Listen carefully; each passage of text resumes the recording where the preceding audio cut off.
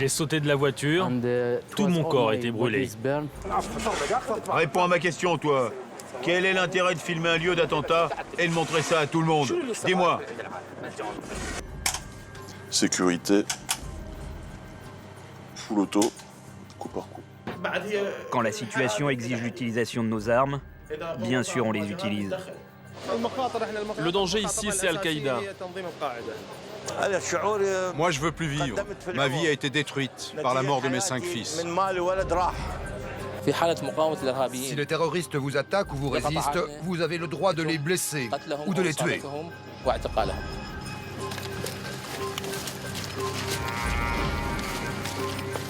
Ils étaient en train de torturer mon fils pour que je paye une rançon.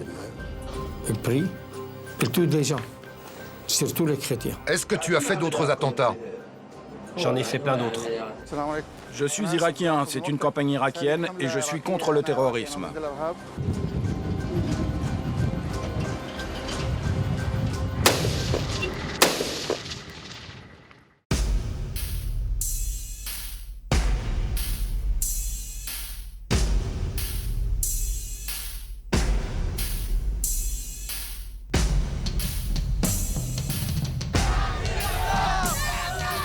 L'Irak, 9500 morts en 2013. Chaque jour, les kamikazes et les voitures piégées. Les terroristes sunnites veulent renverser le pouvoir chiite.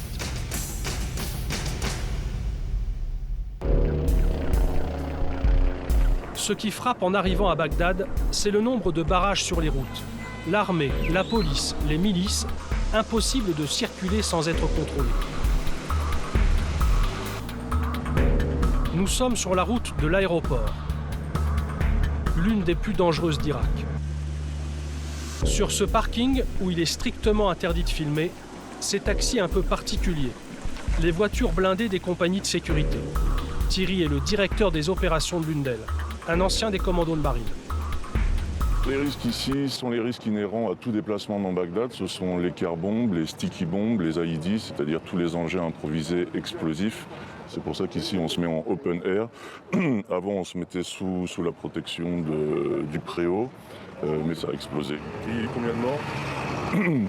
6, 7. Ce ne sont pas en général des opérations de grande ampleur, ça vise juste, c'est des opérations de harcèlement constamment sur les forces de sécurité, sur tout ce qui peut être apparenté à des intérêts étrangers. C'est constant, de manière à saturer à la fois les services de police, les services de sécurité et les services de santé. Ça, c'est une Kalachnikov, c'est une Zastava en fait, une Zastava M92, c'est yougoslave. On a tous à peu près ça, un peu plus long, un peu plus court. C'est porté en condition 2, c'est-à-dire non chambré, non armé et approvisionné, chargeur garni. Il a combien de chargeurs là? 3. Le client arrive. Il reste plusieurs jours à Bagdad. Pour aller au centre-ville en blindé, 1 000 € les 20 km. Il souhaite aussi une protection rapprochée, 2 500 € par jour. Le client, c'est Loïc, responsable de la sécurité d'une entreprise française. On organise un training sécurité pour nos employés. On a été victime d'un incident sécuritaire assez important il y a quelques jours. Je pense que c'est quelque chose de relativement classique à Bagdad. C'est un de nos collaborateurs qui a eu un engin explosif accroché sous sa voiture et heureusement ça a explosé quand il n'était pas dedans. Donc on ne sait pas si c'était voulu que ça explose une fois qu'il était sorti ou si c'était simplement une défaillance du système. Et donc on a jugé utile de faire une petite session de sensibilisation avec notre partenaire local. Donc là le but de la formation c'est un petit peu de leur expliquer qu'est-ce qu'ils doivent faire et qu'est-ce qu'ils peuvent faire pour vérifier que leur véhicule n'est pas piégé avant de le prendre le matin quand ils partent au boulot. C'est certain que la situation sécuritaire est un frein aux activités et on n'a pas beaucoup d'employés qui acceptent de venir à Bagdad toutes les semaines pour des missions de business développement comme dans les autres pays du monde. La formation anti-attentat a lieu dans un endroit ultra protégé. Mur anti-explosion et garde prêts à tirer. Nous entrons au Centre français des affaires qui aide les entreprises françaises à s'installer en Irak. Yasser va animer la formation, c'est un miraculé. J'étais juste avant un barrage de police, à 500 mètres à peu près. Et là, j'ai entendu une énorme explosion à l'intérieur de ma voiture. À ce moment-là, je ne comprenais vraiment pas ce qu'il se passait. Je croyais qu'une voiture piégée avait sauté à côté de moi. Je n'avais pas réalisé que c'était une bombe placée sous ma voiture. J'ai ouvert ma portière. C'était difficile. J'ai poussé de toutes mes forces. J'ai sauté de ma voiture, tout mon corps était brûlé. J'ai essayé d'éteindre les flammes sur moi en me roulant dans la poussière. Je voyais la police au loin. Elle restait au barrage. Pas un policier n'est venu m'aider. Ils n'ont même pas appelé d'ambulance. Je les appelais, mais ils ne venaient pas. Ils avaient peur de moi. Heureusement, un civil de 40-45 ans m'a dit « Allez, viens, monte dans ma voiture, je t'emmène à l'hôpital. » J'étais blessé partout. J'avais la main brûlée, les jambes aussi. J'ai perdu mon pouce pendant l'explosion. Un morceau de métal m'a arraché directement le doigt. Tout le monde sait que Yasser a failli mourir. Lorsqu'il explique comment éviter un attentat, on l'écoute attentivement. Les terroristes mettent souvent les bombes dans un paquet en carton, dans des colis ou dans une enveloppe envoyée à l'entreprise. Donc, soyez toujours très attentifs au courrier. Moi, j'ai été gravement blessé. J'ai perdu un doigt et j'ai passé 6 mois à l'hôpital. Tout ça parce que je n'avais pas pensé à vérifier ma voiture avant de partir. Donc, ne vous dites jamais « c'est bon, je suis en sécurité car je n'ai de problème avec personne ». Parce qu'en fait, la cible des terroristes, ce n'est pas vous, c'est l'entreprise. Après la formation, nous retrouvons Thierry. Entre deux clients, il vérifie son arme. Full auto, coup par coup. En ce moment, c'est un peu délicat parce que depuis 4 mois, il y a une hausse des attaques. On est en train de se retrouver dans des situations de type 2008. C'est-à-dire pendant longtemps, il y avait entre 200 et 300 morts à Bagdad, ce qui est regrettable, mais qui est considéré comme des mois normaux. Et depuis 4 mois, on arrive à quasiment plus de 1000 morts par mois. Donc on est loin encore des scores de 2006-2007 où on atteignait 3000 morts par mois, mais ça commence à être en augmentation. Voici le deuxième client de la journée, Pascal, vendeur de centrales électriques. La reconstruction de l'Irak est estimée à 450 milliards d'euros. Participer à ce marché du siècle vaut bien quelques risques. Quand on travaille dans un pays, il faut y aller, évidemment. Personnellement, ça fait 2 fois en 15 jours. On essaye de faire en sorte que les déplacements soient les plus courts possibles.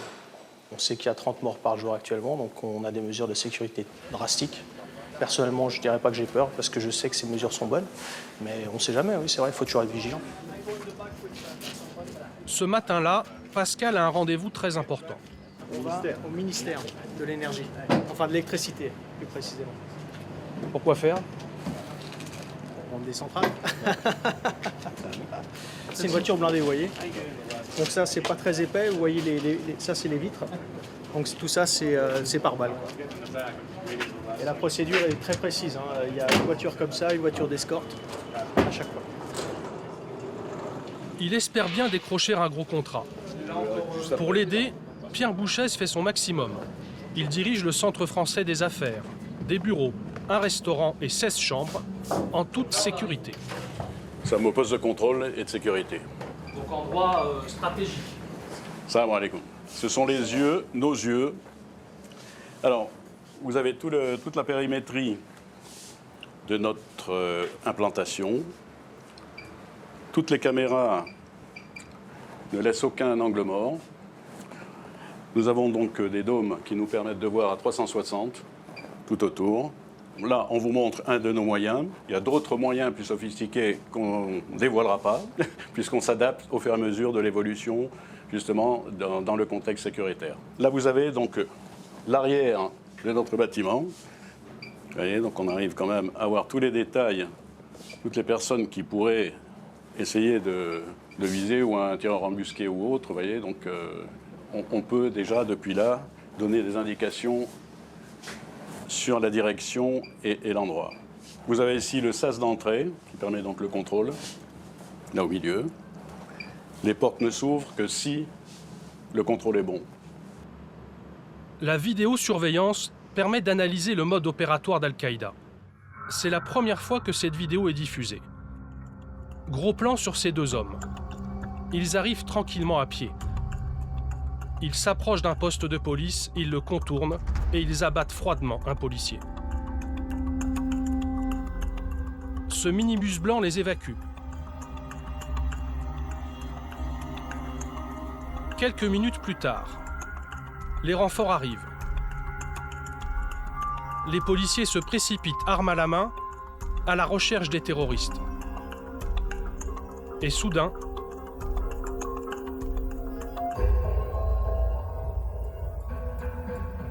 un colis piégé, 2 attentats au même endroit, la signature d'Al-Qaïda. À Bagdad, une journée se termine rarement dans le calme. Une voiture vient d'exploser. Nous sommes rapidement sur les lieux. Interdiction de filmer, car selon le gouvernement, la situation sécuritaire est sous contrôle. Nous tournons donc en caméra cachée. Il y a 4 morts et 14 blessés.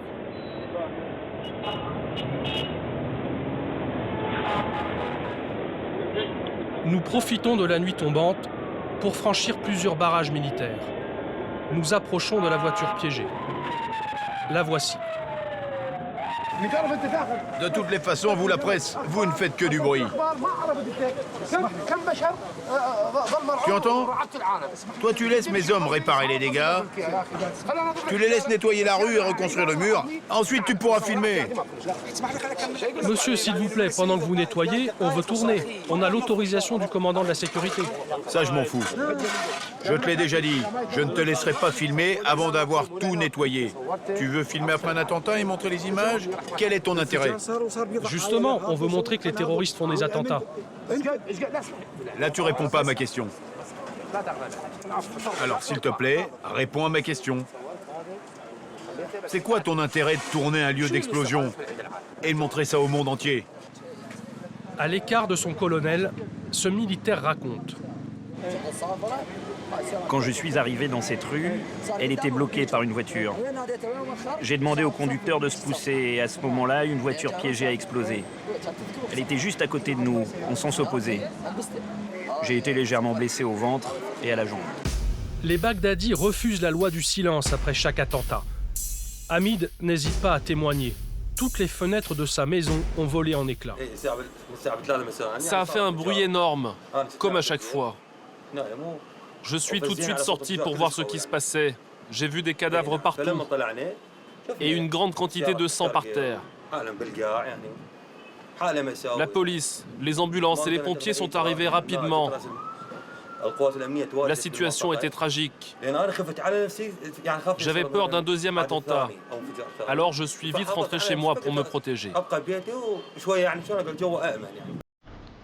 Ces attentats sont souvent revendiqués par la branche irakienne d'Al-Qaïda. Traquer les terroristes, c'est la mission de la 17e division d'infanterie. Le général Atbi et le colonel Khaled. Ils commandent 15 000 soldats en pleine zone d'Al-Qaïda au sud de Bagdad. Ils ont trouvé des ceintures d'explosifs dans un village. Le général Atbi donne ses consignes au colonel Khaled. Retournez sur les lieux et arrêtez les terroristes. Il faut d'abord bien encercler la cible et ensuite envoyer des soldats pour l'attaquer. Oui, chef. Il y aura sûrement des terroristes là-bas. Oui, chef. Si les terroristes vous attaquent ou s'ils vous résistent, vous avez le droit de les blesser ou de les tuer. Oui, chef.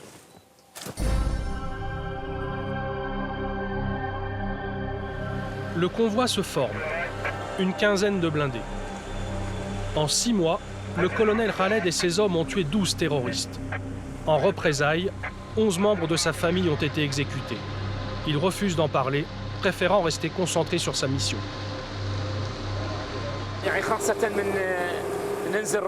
Les risques les plus importants, ce sont les engins explosifs. On ne peut pas entrer avec nos véhicules dans certains endroits. On est souvent obligé de continuer à pied. Et sur ces chemins-là, les terroristes mettent leurs bombes. Et ils piègent aussi leurs maisons. Et après l'explosion, pendant qu'on évacue nos morts et nos blessés, ils en profitent pour prendre la fuite. Ça fait plusieurs années qu'on se bat contre le terrorisme. On a pas mal d'expérience maintenant. On connaît bien leurs techniques. Quand on veut attaquer leur base, on préfère circuler sur les routes secondaires. C'est comme ça qu'on les surprend. Ils ne s'y attendent pas, si Dieu le veut.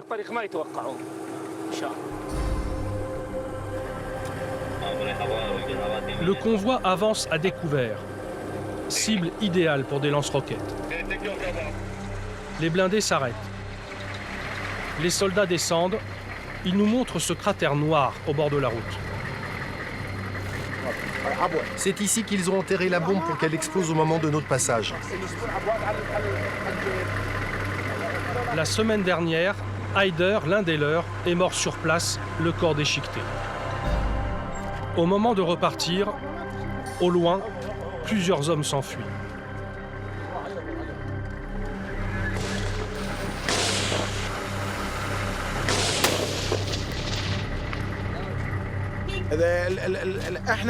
On a prévenu les habitants. Quand vous nous voyez, vous restez où vous êtes. Ne prenez pas la fuite. Si vous prenez la fuite, on vous considère comme des terroristes et on vous tire dessus. Quand les terroristes voient notre convoi, ils s'enfuient parce qu'ils savent que leurs noms sont sur notre liste de suspects.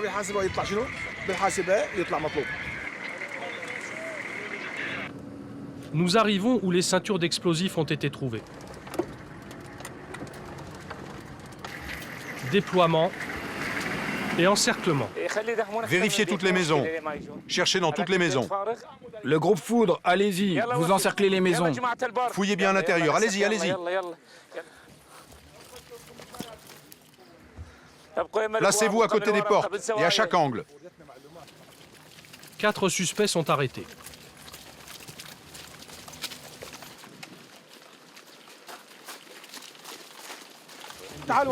Lieutenant, prends le groupe Foudre avec toi et fouille la deuxième maison.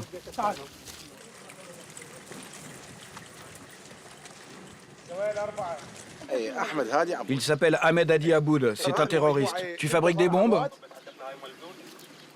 Non, j'ai rien fait. J'ai rien fait. N'aie pas peur. Tu fabriques des bombes? Non, je n'ai rien fait. Il dit qu'il est innocent, mais selon nos renseignements, c'est un terroriste.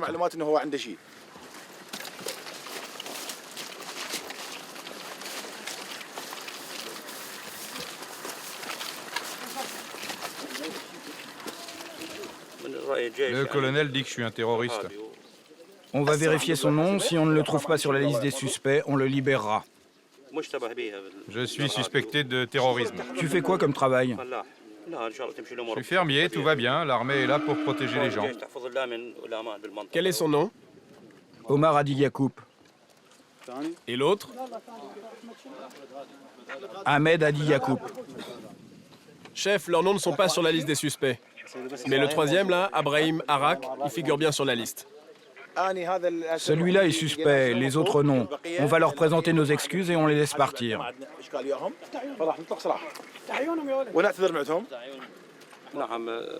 J'ai déjà été en prison après un procès. J'ai été emprisonné 2 fois, en septembre et en décembre 2011. On va vérifier tout ça parce que l'information qu'on a, c'est qu'ils continuent à fabriquer des bombes.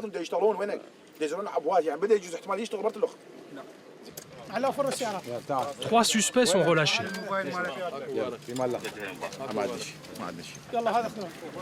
Pas le 4e. Le colonel Khaled va vérifier s'il fait partie des évadés de la prison d'Abu Ghraib. L'été dernier, Al-Qaïda l'a attaqué. 41 morts et 800 islamistes en fuite.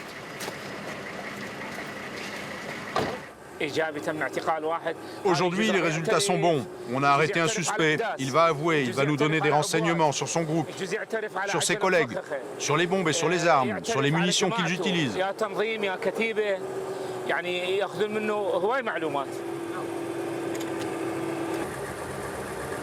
Retour à la base.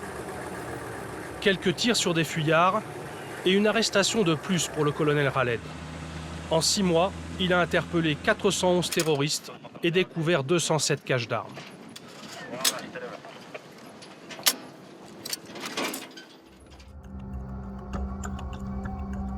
Nous quittons les zones sunnites d'Al-Qaïda pour le fief chiite de Sadr City. Les chiites représentent 60% de la population. Sur ce marché, en septembre dernier, un attentat a fait 150 morts et 200 blessés. Parmi eux, Ali. Il a perdu 7 de ses amis. Quand je me suis approché de la tente, la première bombe a explosé. L'explosion a tout détruit. Avec d'autres personnes, j'ai couru vers la tente pour évacuer les blessés. Et c'est à ce moment-là que la deuxième bombe a explosé. Un passant filme la deuxième explosion.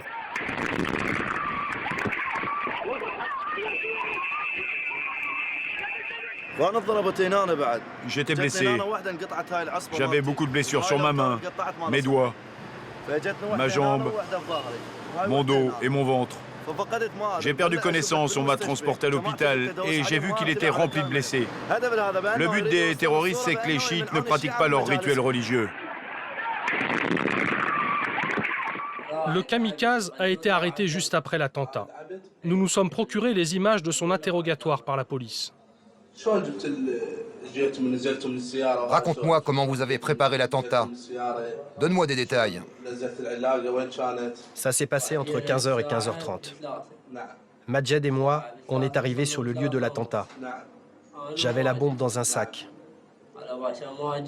Je me suis approché de la tente et j'ai posé le sac à côté du générateur. Puis, je me suis éloigné de la tente et Majed est rentré chez lui. Tu avais quoi sur toi? J'avais une télécommande noire avec 2 boutons. Elle était dans ma poche. Ils t'ont payé combien pour cette opération? Entre 400 et 500 euros. Est-ce que tu as fait d'autres attentats? Oui, j'en ai fait beaucoup. Pour éliminer les kamikazes sunnites et protéger les chiites, les combattants de l'armée du Mahdi sont prêts à mourir. Ils acceptent de nous recevoir. Les kalachnikovs sont sous le matelas dans la chambre des enfants. Ils sont 30 000 et ils se battent aussi avec Bachar al-Assad en Syrie contre les sunnites et Al-Qaïda. Leur maître est Moqtada al-Sadr. Leurs visages resteront cachés et leurs armes chargées. Ils se méfient toujours des inconnus, soupçonnés de faire du renseignement pour les sunnites.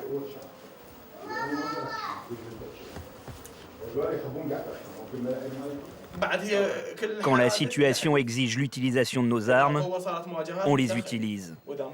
Par exemple, quand on arrête un terroriste et qu'il nous tire dessus. Il arrive aussi qu'on remette les suspects aux forces de l'ordre. Et quand un terroriste résiste à l'arrestation? Si un terroriste résiste à l'arrestation, on utilise nos armes, on lui tire dessus. C'est légal. Il est terroriste, il ne mérite pas de vivre parmi nous.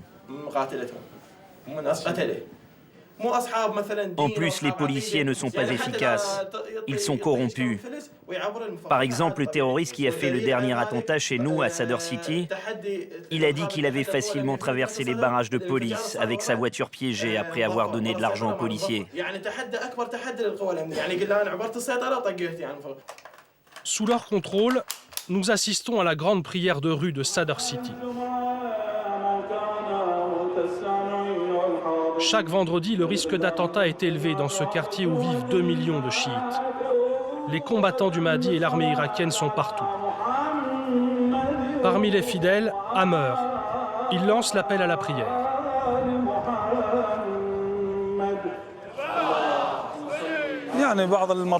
Ces derniers jours, on a été attaqué 2 fois. Dans une rue, pas loin d'ici.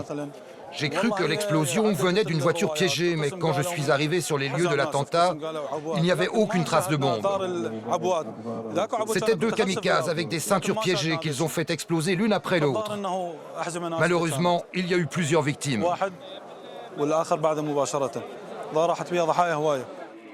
Au premier rang, Cheikh Al-Saadi, l'un des imams influents de Sadr City.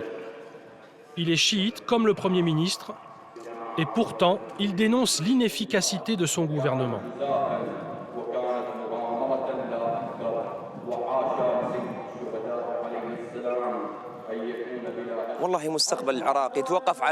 L'avenir de l'Irak dépend de la loyauté des hommes politiques envers notre pays.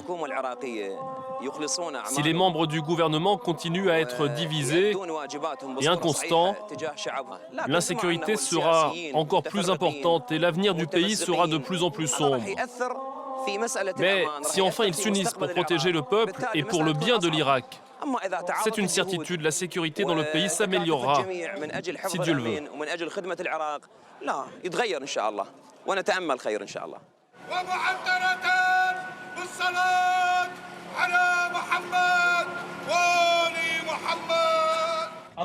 La réconciliation avec les sunnites est encore loin.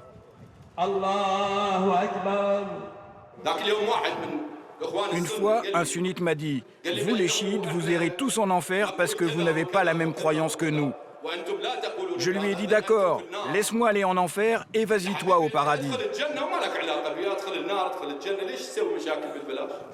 Je peux débattre sans fin avec lui, mais on ne parviendra jamais à s'entendre.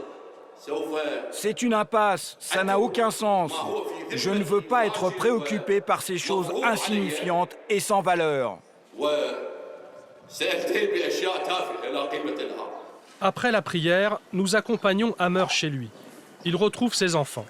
Chaque jour, il les aide à faire leurs devoirs. Tu as compris la question? Oui, c'est des maths. Est-ce que l'angle K est inclus dans le carré? Oui. Il faut aussi trouver la mesure de l'angle.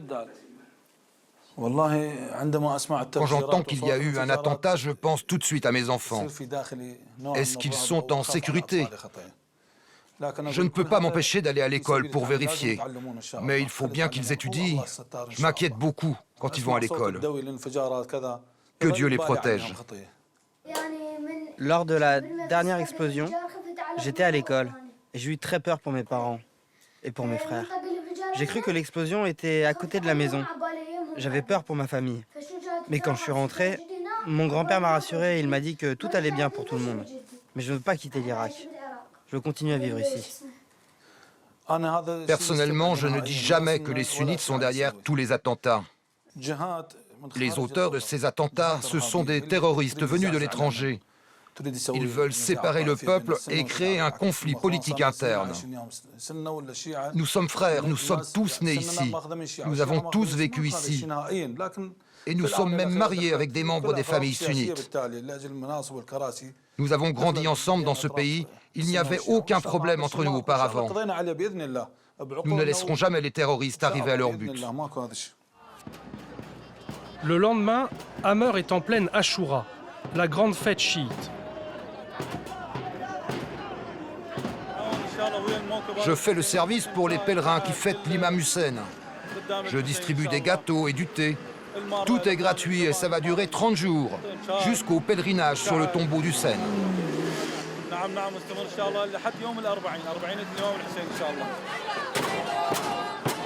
Un hommage à l'imam Hussein, tué en 680 par les sunnites. Pour l'Ashura, les chiites doivent saigner. En cette période de fête religieuse, la vente d'alcool est encore plus dangereuse que d'habitude. En vendre ou en acheter est interdit. Nous filmons en caméra cachée. Ce magasin clandestin a été attaqué plusieurs fois par des milices chiites et sunnites. Bonjour, je voudrais acheter du vin. Viens, entre. Regarde tout ce qu'on a. Qu'est-ce que vous avez comme vin rouge? Viens, regarde. On a plusieurs sortes de vins. Par exemple, on a ça. On a aussi ça. Du vin français, du vin libanais, à différents prix. La première bouteille, là, est à 12 €. La deuxième à 10. Tu veux une bouteille ou un carton? Je prends un carton de vin libanais et un carton de vin français. On trouve de tout, de la bière portugaise ou libanaise, à 1 € la bouteille. Malgré les risques d'attentats, les clients se bousculent.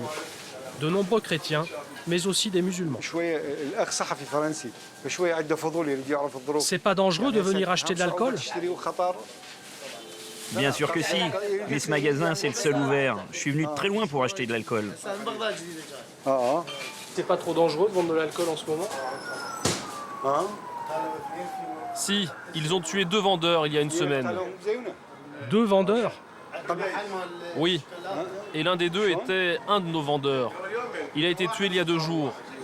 Il avait une épicerie et quand ils ont su qu'il vendait de l'alcool en cachette dans son magasin, ils l'ont tué.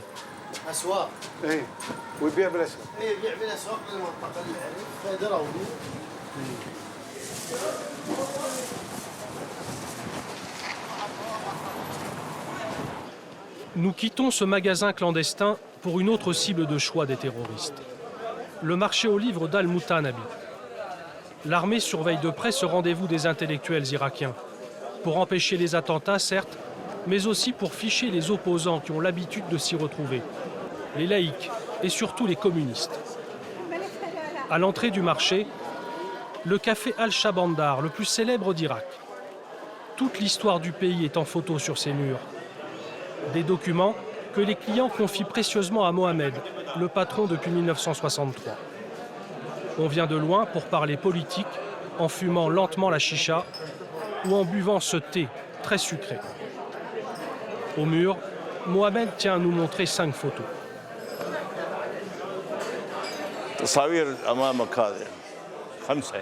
Ce sont les photos de mes 5 fils. Ils sont morts le 5 mars 2007. Une voiture piégée qui a explosé. J'étais ici et la voiture qui a explosé était là, juste à côté de moi. Tous les murs du café se sont effondrés. J'ai entendu les cris de mes fils, mais je n'ai rien pu faire pour eux, ils étaient sous les décombres. Depuis ce jour, j'ai perdu le goût de vivre. Ma vie a été anéantie par leur mort. Je ne souhaite qu'une chose, mourir le plus vite possible pour les rejoindre au paradis. Mohamed reçoit tout le monde, même les femmes que l'on voit rarement dans les endroits publics. Sama est poète et écrivain. Au Shabandar Café, elle se sent respectée. Je n'ai pas peur de venir ici. La rue Al-Mutanabi est une rue sacrée pour les Irakiens. Les gens qui viennent ici sont des intellectuels. Ils sont cultivés, respectueux et très inquiets de la situation du pays qui est de pire en pire. En toute sincérité, je ne vois aucune amélioration à l'horizon. On vit une semaine plutôt calme et la semaine qui suit est catastrophique. On ne peut même pas marcher dans les rues. Il n'existe aucune sécurité. La sécurité, les Baghdadis ont du mal à comprendre qui en est chargé entre l'armée, les milices ou la police. Certains en regretteraient presque l'époque de Saddam. Avant la guerre de 2003, pour arrêter quelqu'un, la police se renseignait d'abord sur la personne à la mairie. Puis l'arrestation se faisait avec le responsable administratif du quartier, que tous les habitants renseignaient et connaissaient. Aujourd'hui, toute cette procédure a disparu, on ne sait plus qui arrête qui. C'est pour ça que j'ai remplacé la sonnerie de ma maison par une caméra de surveillance. Parce que je ne sais pas si la personne qui sonne est un policier ou si c'est un criminel qui veut me tuer et tuer ma famille. Donc je regarde avec la caméra, et si je ne connais pas, je n'ouvre pas la porte. Direction maintenant les quartiers sunnites. Notre guide est dans cette voiture blanche. Nous arrivons devant un mur couvert d'impacts. Il prend de gros risques rien qu'en nous le montrant.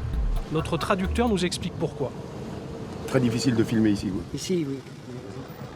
Ici, vous voyez les traces d'un mortier. Le gouvernement considère tous les gens qui cherchent les traces de violence comme des choses qui sont contre le gouvernement, qui n'est pas capable de contrôler le pays. Si jamais on découvre que lui, il nous a montré ces endroits, oui. Qu'est-ce qui lui arrive? Le gouvernement, dès qu'il trouve quelqu'un filme, il cherche qui c'est qui les a amenés et il les arrête. Donc là, montrer une petite trace d'impact de mortier ici, voilà. C'est la prison. Oui. Nous sommes dans le quartier de Dora, un quartier sunnite infiltré par Al-Qaïda. Impossible d'y entrer sans protection. Notre guide est Youssouf, le chef local de la milice du Sarwa. 90 000 combattants sunnites anti-Al-Qaïda.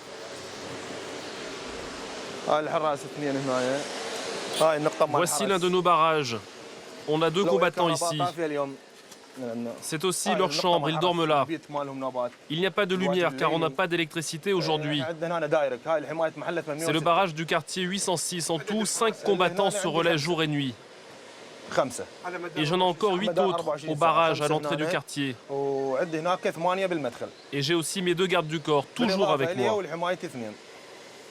Sa milice était longtemps alliée d'Al-Qaïda. Et ses hommes en étaient parfois membres. Surveille bien ce côté-là jusqu'au bout de la rue, comme d'habitude, et reste très attentif. Toi, Omar, regarde plutôt vers là-bas. Mais Youssouf et le Sarwa ont accepté de l'argent et des armes des chiites comme des États-Unis. Même s'ils sont sunnites comme eux, Al-Qaïda a décidé de les éliminer. Et ils nous menacent sans arrêt, ils mettent des bombes sous nos voitures. Et ils nous attaquent souvent, même en pleine nuit. Il y a 2 jours, dans la rue juste derrière, un terroriste a fait sauter une voiture. Toute la famille qui était dedans est morte. Contrairement au discours rassurant du gouvernement chiite, Al-Qaïda est présent partout en Irak, jusqu'en plein centre de Bagdad. Bien sûr qu'Al-Qaïda existe dans la plupart de nos quartiers. Al-Qaïda fait ses attentats bien tranquillement. En fait, personne ne les surveille vraiment. Avant, mes hommes du Sarwa étaient partout en ville. C'était impossible pour les terroristes d'Al-Qaïda de fabriquer des bombes et de les poser. Mais maintenant, ils font ce qu'ils veulent. Ils ont enlevé mon grand frère en 2007, en pleine rue, dans sa voiture. Et depuis ces temps, rien. Je ne sais pas s'il est vivant ou mort. Maintenant que nous sommes protégés par les miliciens du Sarwa, nous pouvons entrer dans le quartier. Il y a moins de risques d'attentat aujourd'hui, car c'est un jour de fête, c'est le Nouvel An. Cher Salim, le sunnite, nous reçoit chez lui. Bonjour. Bonne année et meilleurs vœux. Tous mes meilleurs vœux. Bonne année à toi, meilleurs vœux. Toute la famille se souhaite la bonne année autour du gâteau. Des vœux de paix et surtout de retour au pouvoir pour la minorité sunnite qui dirigeait l'Irak d'une main de fer sous Saddam. On chante pour un avenir meilleur, sans oublier le passé dévastateur.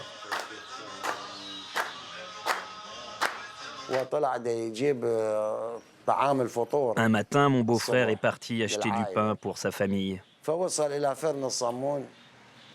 Quand il est arrivé à la boulangerie, une voiture s'est arrêtée à côté de lui. 3 personnes armées en sont descendues. Ils ont d'abord essayé de l'arrêter. Ensuite, ils ont voulu le mettre dans le coffre de leur voiture, mais il a résisté. Alors ils l'ont tué devant tout le monde avec un pistolet silencieux.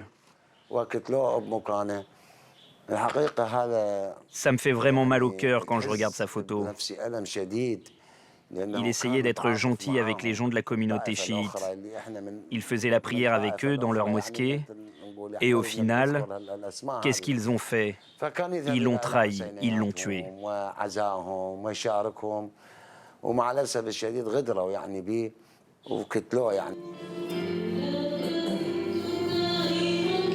Les chrétiens sont aussi victimes de cette guerre. Il y a 10 ans, ils étaient plus d'1 million en Irak. Ils sont moins de 400 000 aujourd'hui. Monseigneur Pio, c'est leur porte-parole. Ces dernières années, 61 églises ont été attaquées, notamment celle de Karada en 2010. 47 morts en pleine messe. Monseigneur Pio a survécu, il a pris ses photos, il en a fait ce livre. Ce sont les photos des martyrs dans l'église. On a attaqué l'église, le terrorisme. C'était 5 terroristes. 2 étaient morts avant d'entrer à l'église et les 3 étaient dans l'église même. Voilà le prêtre, et aussi le voilà. Et vous allez voir aujourd'hui des familles, des parents, des martyrs seront présents dans la prière. Et avec les parents des petits, le petit Adam, de 3-4 ans. Ils seront ici à la prière aujourd'hui. Ils se sont fait exploser dans l'église, les terroristes? Mais bien sûr. Qu'est-ce qu'il fait, les terroristes? Ils prient, ils tuent des gens. Surtout les chrétiens. Pourquoi? On ne sait pas. Les noms des 47 victimes sont lus à chaque messe par leur famille. Les chrétiens représentent maintenant moins de 2% des Irakiens. Face à ce qui est fait contre les chrétiens au Moyen-Orient, face à l'oppression, à l'injustice et au blasphème, on a besoin de croire encore plus en Dieu. Une croyance encore plus forte, une croyance encore plus profonde.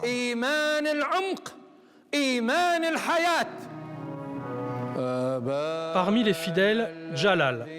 Son frère et son neveu sont morts dans l'attentat.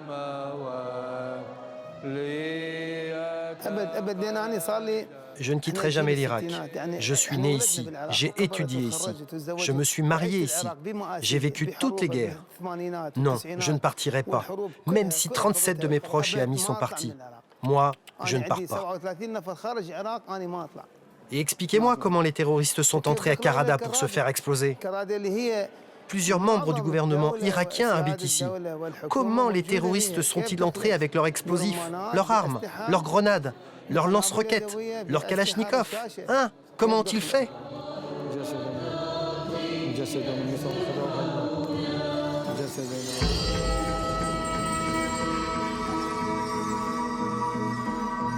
Comment des voitures bourrées d'explosifs passent-elles plusieurs fois par jour les centaines de barrages dans Bagdad? Pour le comprendre, nous retrouvons le colonel Khaled de la 17e division d'infanterie. Comme souvent, il installe un point de contrôle improvisé. Quand les terroristes veulent faire un attentat en ville, pour faire passer leurs voitures piégées, leurs bombes et leurs kamikazes, ils ne prennent pas la route principale, ils prennent les rues secondaires. L'une des missions de notre régiment est de faire des barrages mobiles pendant 2 heures environ. On se met dans les rues secondaires pour perturber et surprendre les terroristes. S'ils apprennent qu'il y a un barrage dans cette rue, ça les oblige à annuler leurs attaques. Et les jours où on fait ça, il y a très peu d'attentats.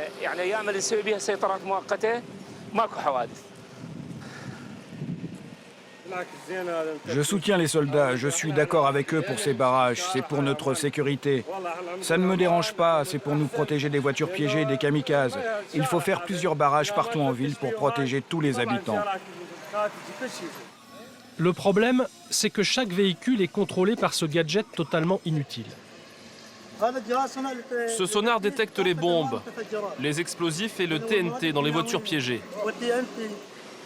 Si l'aiguille bouge, c'est qu'il y aurait une trace d'explosif. Mais tous les Irakiens le savent, ce n'est qu'un détecteur de balles de golf, bricolé par un Britannique condamné à 10 ans de prison pour escroquerie. Acheté 10 €, revendu 23 000 € à une quarantaine de pays, dont l'Irak, qui refuse de s'en séparer. L'Irak ne dispose donc d'aucun système efficace pour détecter les explosifs. Le convoi blindé est donc la meilleure protection, notamment pour les chefs d'entreprise. Nous arrivons à la chambre de commerce de Bagdad. L'immeuble semble abandonné. Des poules picorent dans le hall d'entrée.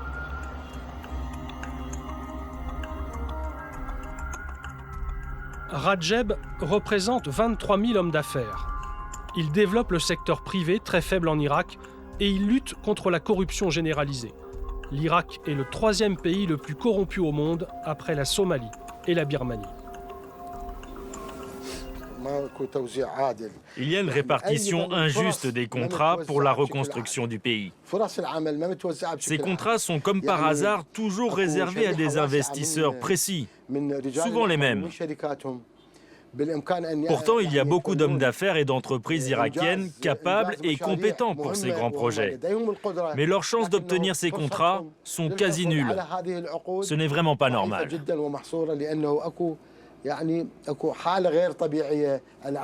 À cause des pots de vin et des liens de parenté? Oui, exactement.